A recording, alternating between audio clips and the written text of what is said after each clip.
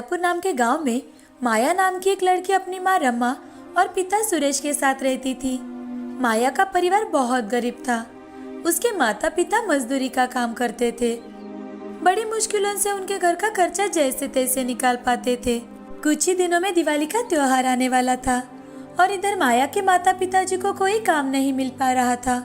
एक दिन माया अपनी माँ से, माँ, दिवाली आने वाली है तो हमारे घर में भी नए कपड़े पटाखे लाएंगे ना पिताजी? मेरी सारी सहेलियाँ नए कपड़े और पटाखे लाने वाली है। हम दिए भी जलाएंगे और हमारे छोटे से आंगन में रंगोली भी बनाएंगे। माया अपनी माँ को अपने सपने बता रही थी। उसकी बातें सुन रमा मन ही मन बहुत दुखी हो जाती है और अपने बेटी को गले लगा लेती है और माया से, माया, तुम तो जानती हो बेटा, तुम्हारे पिताजी और मैं मजदूरी करके घर चलाते हैं और हमारे पास कुछ दिनों से कुछ भी काम नहीं है। हमारी किस्मत बाकी के लोगों की तरह नहीं है, लेकिन फिर भी अगर कहीं कुछ बन पाए तो जरूर लेकर आएंगे बेटा। माया अपनी माँ की बातें सुनकर नाराज हो जाती है और घर के पास एक पेड़ के नीचे जाकर बैठती है। माया को नाराज देख रमा की आंखों में आंसू आ जाते हैं। अब रमा अपने घर के काम में लग जाती है। दिवाली आने में कुछ ही दिन बाकी थे। उसी में माया उदास होकर एक नदी के किनारे पर बैठी थी।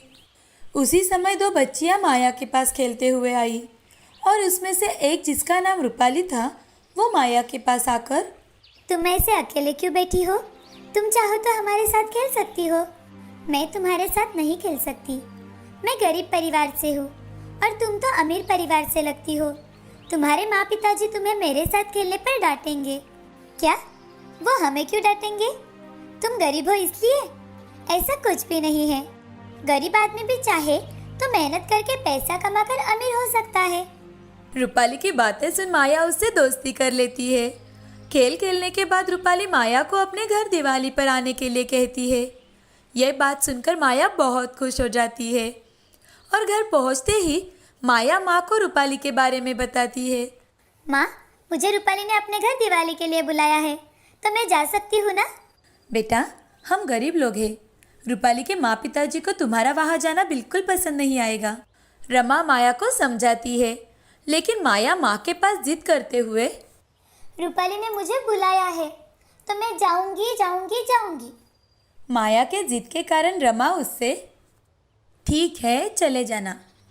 दिवाली के दिन माया अपनी पुरानी अच्छे से धोई हुई ड्रेस पहनकर रूपाली के घर पहुंचती है।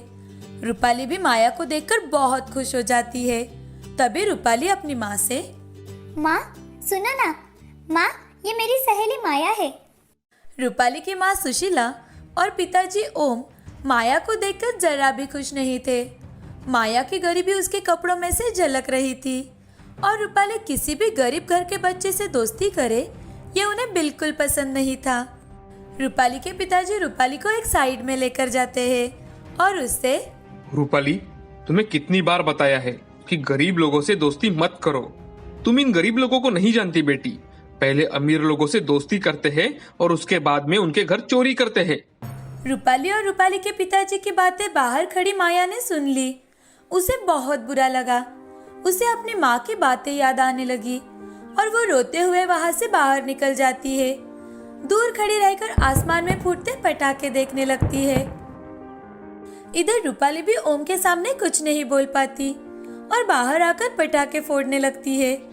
माया दूर खड़ी रहकर रूपाली को देख रही थी और तभी बाहर से एक रॉकेट आकर रूपाली के पीछे गिर जाता है। रूपाली उसके पास ही खड़ी थी। माया ने दौड़कर जाकर रूपाली को वहां से हटाया।